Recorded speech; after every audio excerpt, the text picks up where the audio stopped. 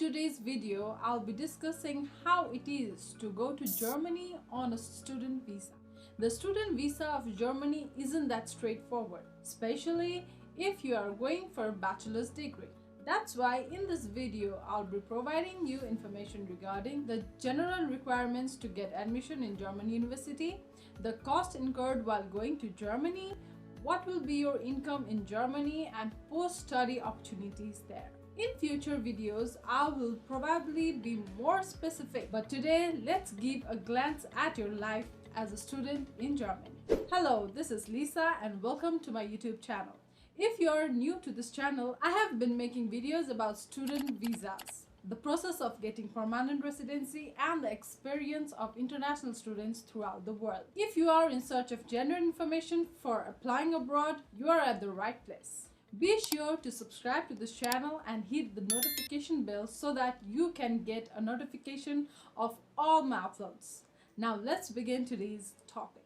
First of all, let's know whether education in Germany is free or not. In most of the universities in Germany, you should not pay tuition fees, but you have to pay a small amount as a semester fee, which may range from 150 euros to 300 euros. There is a state in Germany called Baden-Württemberg where you have to pay tuition fees, which is around 1500 euros. Except for this, most of the public universities are for free. The amount that you paid as a semester fee, which is 150 euro to 300 euros, provides you with many benefits. For example, after paying semester fees, you do not need to pay local transportation charges. In some states, you can even travel to other states by using tickets that you get after paying the semester fees. The semester fee that you pay there is extremely cheap compared to US, Canada, and Australia. Now let's talk about the available course and level you can join in Germany. You can do a bachelor's, master's, as well as PhD in Germany. Since very few universities teach bachelor's in English, it's a bit complicated to join bachelor's in Germany. For this, you have to take language classes in your home country. After that, you have to do a preparatory course for 1 year in Germany. And only after this, you can join a German university. In my previous video, I have thoroughly explained the process of studying free bachelor's degree in Germany. If you have not watched it yet, I'll put the link in top here. For masters, you can find a lot of universities that offer course in English. In Germany, you can do masters in engineering, mathematics, computer science, and many other subjects. There are a large number of students in Germany who come after completing MBBS in their home country. Now let's discuss the requirements for getting admission. We can divide this into two parts. One is for getting admission to universities that offer course in English, and the other is for universities that offer course in German language. If you are going to university offering English taught course, you should have IELTS score between 5 to 7. The score depends on university and level you are joining. Similarly, in some of the top universities such as RWTS, TU Munich, you might be asked for GRE scores. For English taught programs, usually German language proficiency is not needed. But there are some universities which ask for German language proficiency even if they teach in English.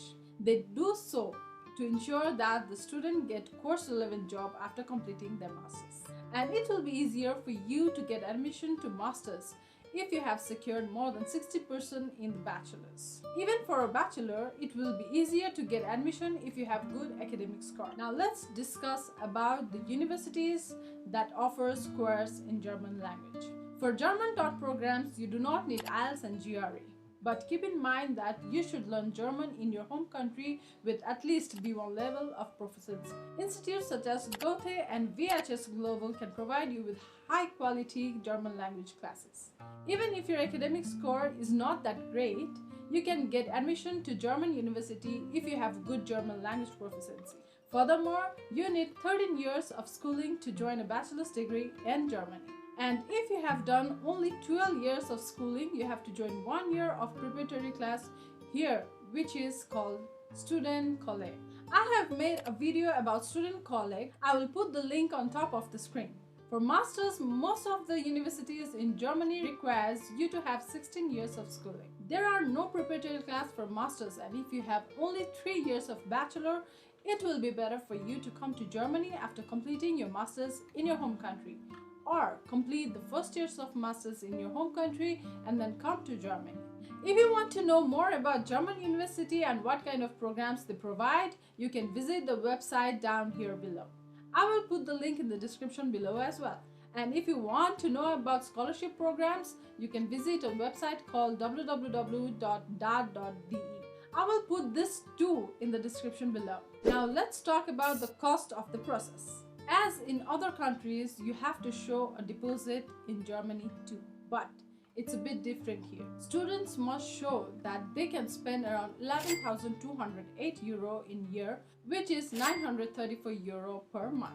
For this, you have to create a block account in Germany from your home country and deposit this amount. After you come to Germany, you will get this amount, but not at once. Every month, 934 euro will be transferred to your bank account. In addition to this, the visa process costs about 70 euro, and the rest of the expense is for learning the language, shopping, and ticket. Although you do not have to pay tuition fees, it does not come without cost. After sending money to your blocked account, you need to apply for visa to enter Germany. Under student visa, you can work in Germany.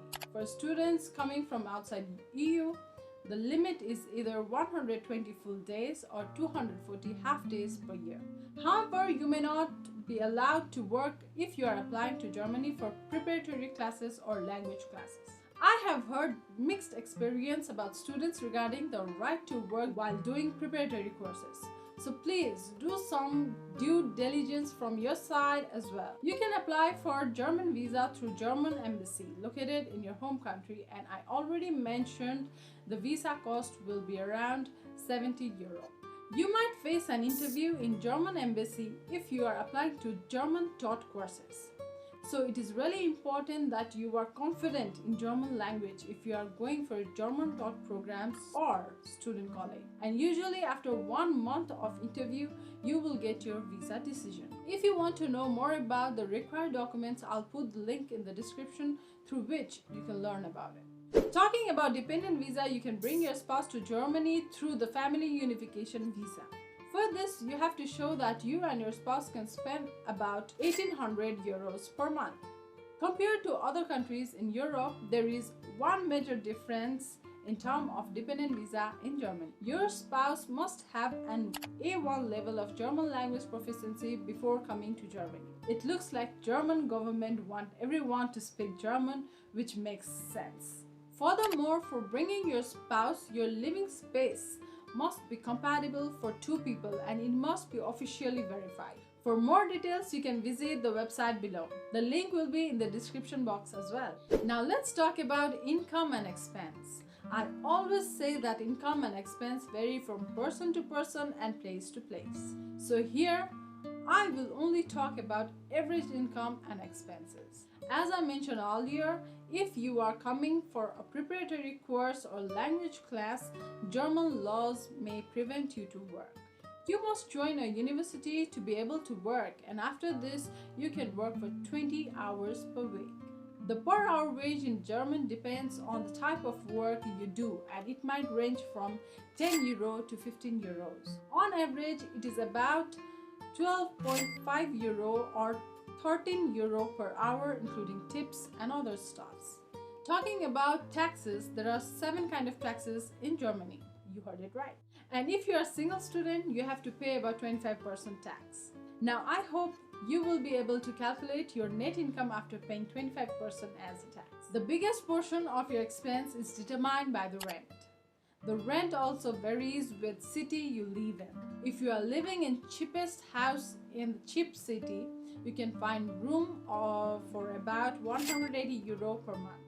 But if you live in expensive cities, rent might range from 300 euros to 500 euros. And it mainly depends on your lifestyle as well.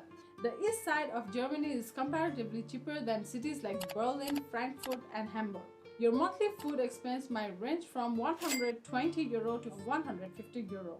If we assume phone expense as 10 euro and insurance expense as 100 euro, your overall expense for a month might range from 450 to 550 euros. I already mentioned that you do not have to pay local transportation charges after paying semester fees. After cutting tax and all these expenses, you will be left with very little amount of money.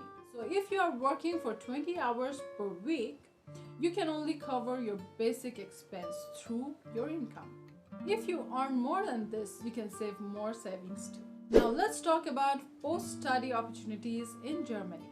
After completing your studies in Germany, you will get a job-seeking visa for 1.5 years. You can do any kind of work during this job-seeking visa. But if you want to stay longer in Germany, you must find a study-relevant job for you.